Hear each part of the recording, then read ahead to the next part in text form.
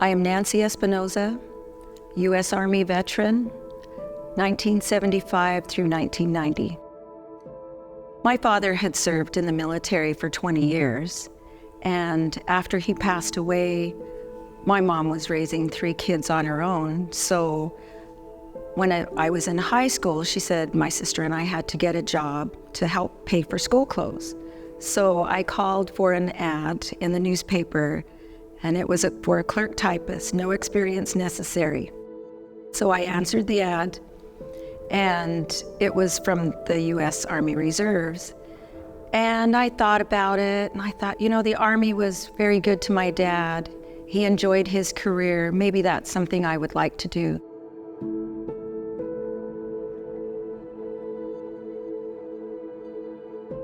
I was a single mother when I went on active duty.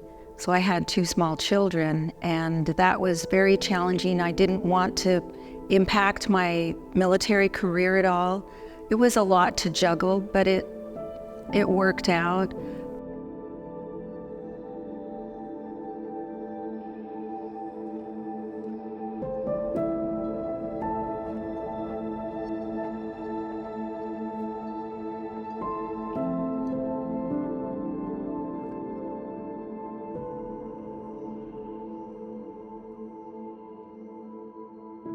When I left the military and we moved to New Mexico, I went to the New Mexico VA in Albuquerque. There was very little support for women veterans, and especially female issues. They didn't know how to deal with that. And they were mostly dealing with the bowel issues and things like that I had dealt with, and that was fine. I went outside of the VA for the rest of that female medical care because it just wasn't there for the VA.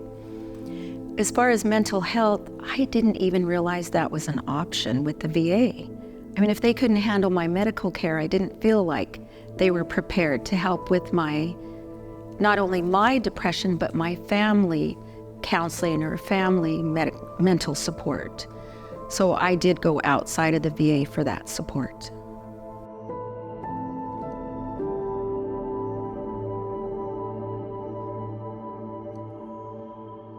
I know there's so many women that do not, as I mentioned, come to the VA for assistance. We just need to educate women veterans that those services are there and that we care, especially that DAV cares.